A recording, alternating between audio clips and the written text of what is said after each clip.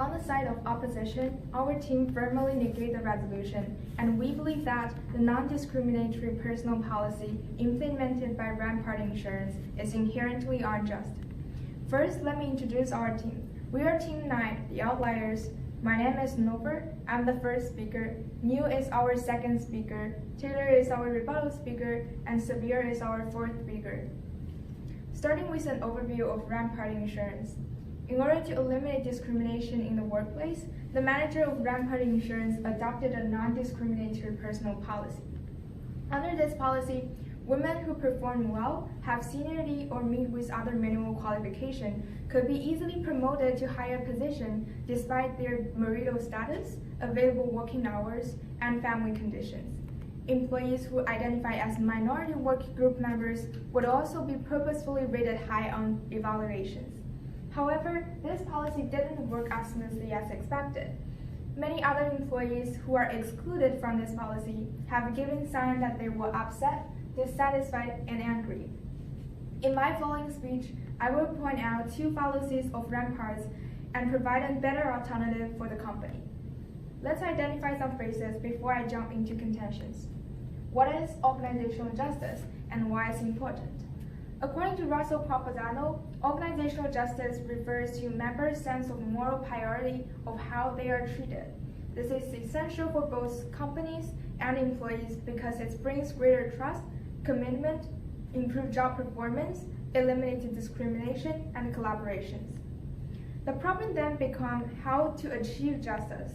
According to the management of organizational justice lies into personal evaluation about the ethical and moral standing of managerial conduct. Achieving justice would require managers to take into account the subjective personal perspective of all its employees. This includes not only females, minorities, but everyone in the organization. There are three components of organizational justice: distributive justice, procedural justice, and interactional justice. I will now explain how Rampart Insurance is failing in each of these three components. Contention 1. Fail to achieve the real needs of employees. The real needs for female and minority employees is to be recognized and respected in their workplace. However, the policy implemented by Rampart Insurance backfires. The root cause of workplace discrimination is that women and minorities are not taken seriously by their companies and colleagues. Individuals who are being discriminated against often fear to stand out because they know they differ from the majority. The policy implemented by Rampart even highlights the difference between women and minority by treating them under a separate evaluation system. The favoritism towards particular groups solely based on their identity make other employees feel more jealous and dissatisfied, therefore less likely to treat their female and minority colleagues fairly and cooperate with them. It would be increasingly difficult for female and minority workers to gain recognition because whenever they get rewarded or being promoted, people consider their achievement rely on their identity or gender rather than their professional skills. Female and minority employees are not getting what they really want. The failure to satisfy employees' needs for respect and recognition is a failure in distributive justice.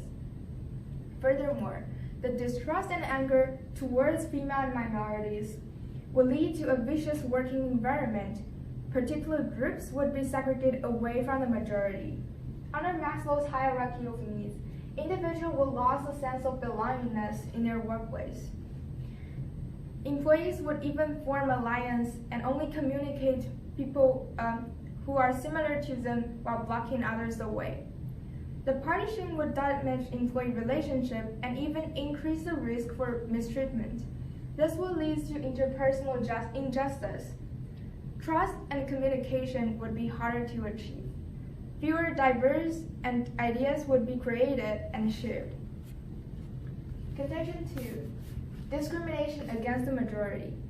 Although it seems that Rampart policy aimed to eliminate discrimination against the women and minority in the workplace, the discrimination is not eliminated but reversed. Employees are not treated equally based on Rampart's policy. While black women can easily get promotions with minimal qualification, more talented white men might not be employed at his best interest. This will lead to a loss of human resources that automatically reduce the corporate efficiency. As discussed in the case, many employees feel upset, dissatisfied, and angry about the new policy. No matter whether their employees would believe that women and minorities have truly performed better than them, they regard them taking opportunities away from them under such a biased policy. In response to the bias of rampart policy and the failure in procedural justice, employees would either reduce their performance or prevent others from climbing up the job ladders. Overall, this would lead to a decrease in employee motivation and a reduction in corporate efficiency. This is related to equity theory that my teammates Neil would elaborate further in detail. In order to achieve organizational justice and eliminate discrimination in the workplace, we propose a gender-neutral organization practice that is based on teamwork. Gender neutrality refers when men and women do not realize the existence of gender practicing. Employees are not determined by their gender or race, but based on their merits and skills. We admit that women tend to face more pressure to maintain work-life balance, as they usually have to spend a lot of time taking care of their children and families. Their pregnancy would also take a lot of working times away from them. These all put women at a disadvantage when they are competing with their male colleagues. However, under a team-based company, members can compensate for each other. Women can contribute their unique perspective and diverse skills to their team, where there are men who have more time and energy to implement it. In addition, every team should have a balanced number of male and female, as well as a couple of minorities, to reduce the pressure on individuals and encourage every member to speak up. According to the article, Gendered Organization in the New Economy, they observed that women receive greater recognition and respect for their contribution under a gender-balanced teams. Furthermore, motivating employees with promotions and monetary compensation is problematic because men and women have different needs. For instance, male employees might focus more on getting a higher position in their workplace. On the other hand, women might prefer reduced or flexible working hours to accommodate their family needs in addition to their career ambition.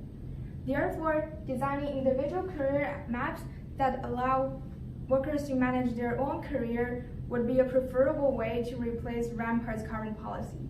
This would reduce internal conflict and create a friendly working environment for everyone. In conclusion, Rampart's policy is inherently unjust as it has violated all three components of organizational justice. It has failed to satisfy employee needs, create a vicious working environment that automatically leads to distrust, declined productivity, and separation and further discrimination. In response to employee dissatisfaction, we propose a gender-neutral, team-based organizational practice as an alternative to eliminate discrimination, promote cooperation, improve working efficiency, and help employees' personal growth. Thanks for listening. To reiterate what my teammate Nowar said about the unjust policy that Rampart Insurance had proposed. This policy has failed to satisfy the real need for female and minority employees and has discriminated against the majority, as well as gender-neutral, team-based organizational practice as an alternative to achieve organizational justice. I would like to emphasize that this policy directly contradicts the equity theory that we have read so much about. Equity theory is based on the idea that individuals are motivated by fairness, and if they identify inequality in the input or output ratios of themselves and their co-workers or peers, they will seek to adjust their input to reach their perceived equity. Rampart Insurance's policy outlines that women who work the same level as men are more likely to be promoted to supervisory positions even though they can't work overtime.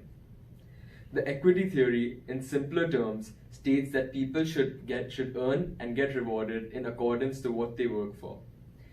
Even though some may argue that certain sexes and racial divisions go through more trouble getting a job, at the end of the day, we believe that an individual should be paid for the quality of work they give to a company and not their racial divisions or classes.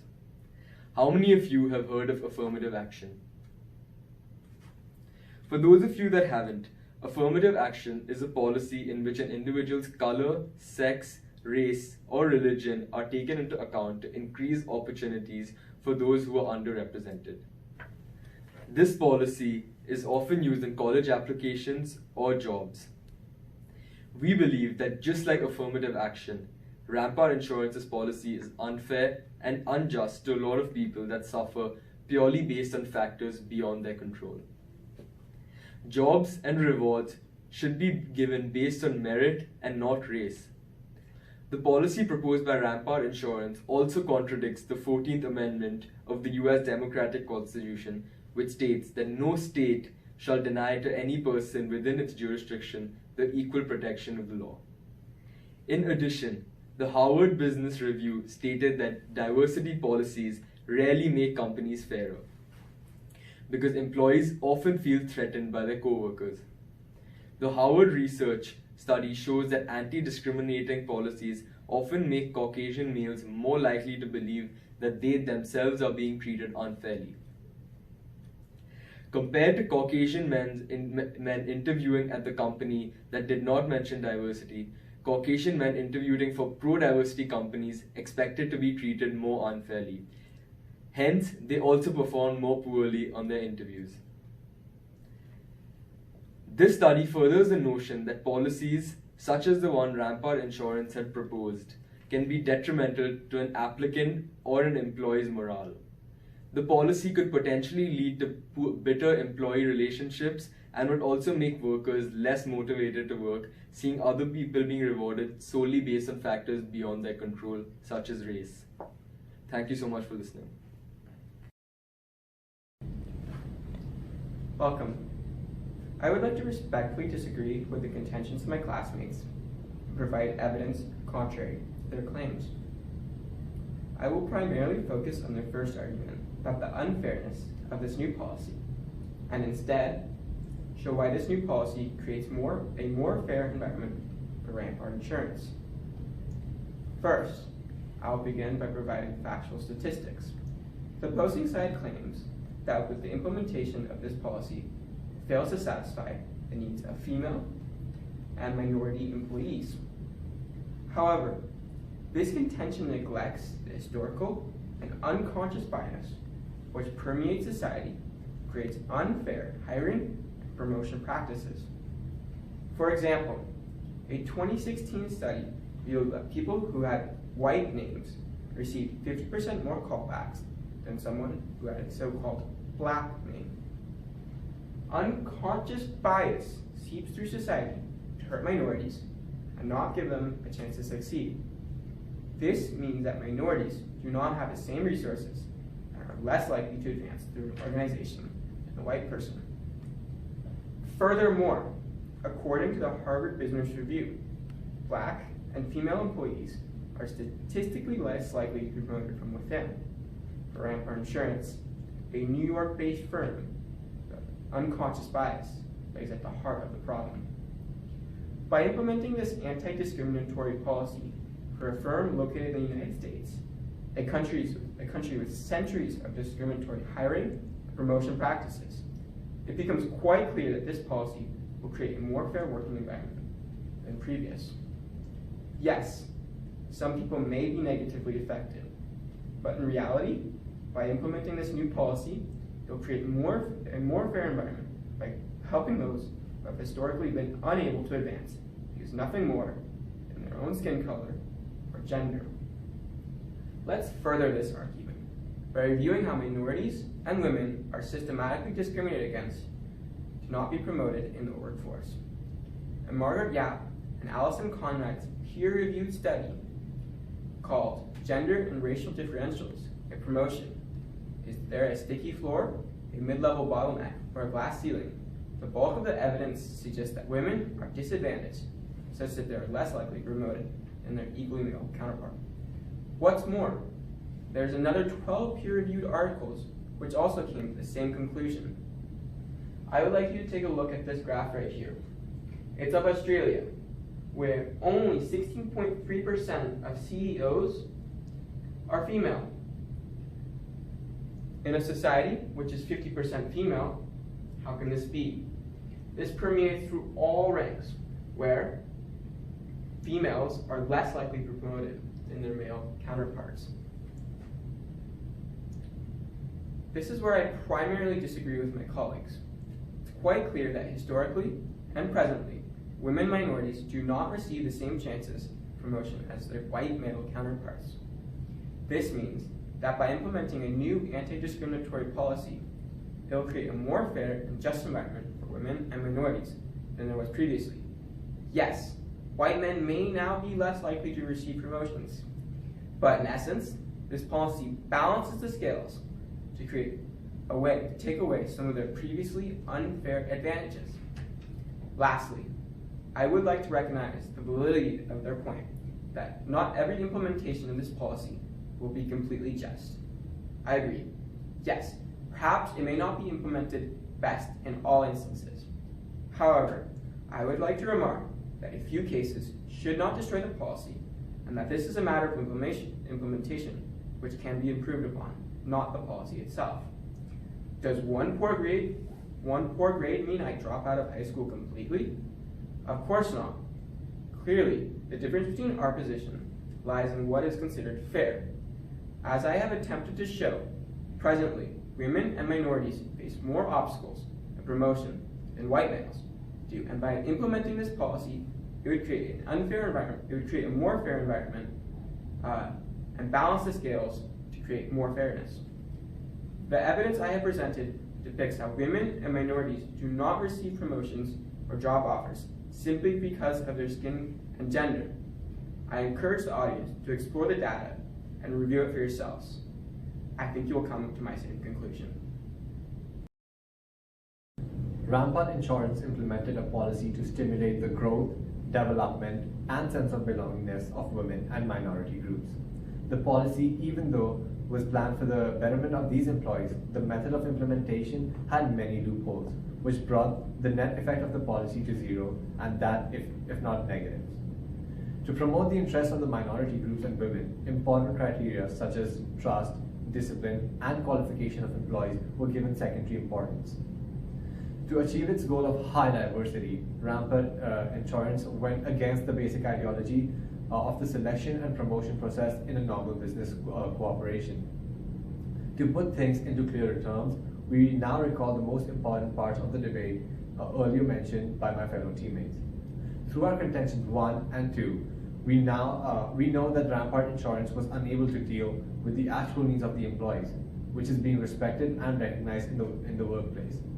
By separating the minority from the majority right from the get-go, the management unknowingly came to the conclusion that the minorities were at a major disadvantage.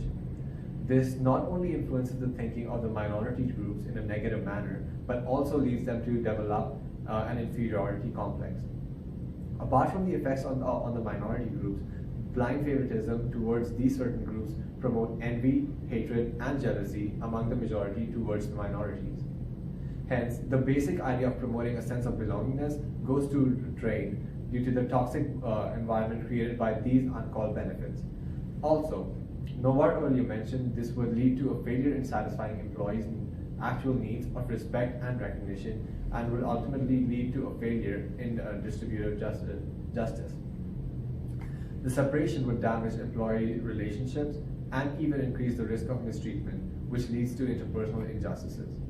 Neil explained equity theory that lies into distributive justice and provided a really important real-life example of affirmative action and how its prevalence attracts widespread moral conflicts. While providing a strong argument for why the new policy is unjust, Tyler breaks down the reasons so as to bring out the positive sides of the policy. The rebuttal provides reasoning by introducing statistical data about how women and African Americans are less likely to get a job. The peer-reviewed articles used in our debate also talks about how it is difficult for minorities and women to get promoted in an organization from within. There is a certain agreement to the fact that white males may feel threatened by this disadvantage, but as a whole, the society would be better off. My team and I hence came with an alternative of gender neutrality, as it would be a better way to support minorities while simultaneously keeping in consideration the interests of the majority. If you do not recall the term, let me reintroduce the term for you again. It refers to when men and women do not realize the existence of gender practicing. Knowing the basic difference between men and women would help us infer the fact that their needs are very different from one another. Providing a standard extrinsic motivator like remuneration and status may not appeal equally to both the genders. Instead, motivators should be developed based on these two broad groups. Deviations may occur in what employees want and what they actually receive, but using this technique would be more effective rather than using none. In conclusion, Rampart's policy is unfair towards certain groups of people, while it favors some other groups. Sooner or later, it would create a toxic working environment which would lead to reduced productivity and a lower sense of belongingness, and therefore our team strongly disagrees against the policy.